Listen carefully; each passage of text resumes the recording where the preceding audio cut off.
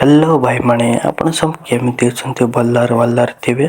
आजिर video network problem video आपणकर phone को setting open करला पर SIM card and mobile data रे क्लिक कर देबे।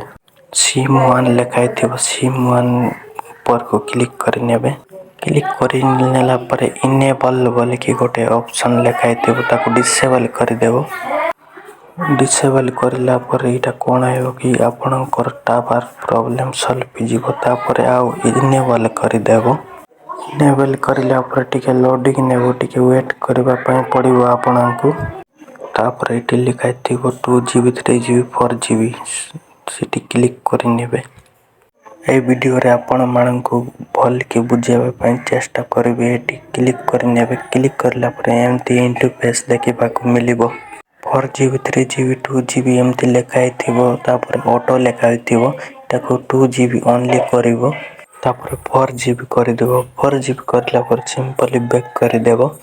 बैक आसला पर सिंपली आपनकर फोन को पावर बटन को 5 सेकंड पय दबाई के रखिबो। एमती रिस्टार्ट ऑप्शन आसबो तो रिस्टार्ट मारि नेबो। तो मु वीडियो बनाउछि तो मारि पारबि नै रिस्टार्ट। वीडियो भलो लागु छले वीडियो को गोटे लाइक कर देबे। आउ एमती वीडियो देखिबा पय मोर चैनल को सब्सक्राइब कर नेबे। तापर फोन रो सेटिंग ऊपर को चली जेबो। सेटिंग रे गला पर एटी गोटे ऑप्शन मिलिबो एडिशनल सेटिंग।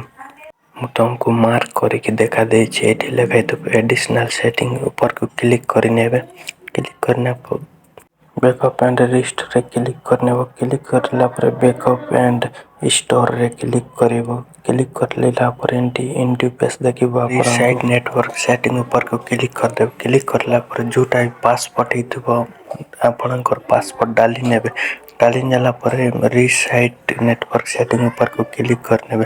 क्लिक करला पर आपनकर नेटवर्क रीसाइट ही जीवो। वर्तमान भलो चलिबो आपनकर नेटवर्क। तापर बैक आसी जीवो। तो संग माने कमेंट कर आपनकर फोन भी कीटा प्रॉब्लम हेउची मते कमेंट रे जणाइबो। वीडियो भलो लागला तो हमर चैनल को सब्सक्राइब कर नेबे एमती आउ वीडियो देखिबा पय।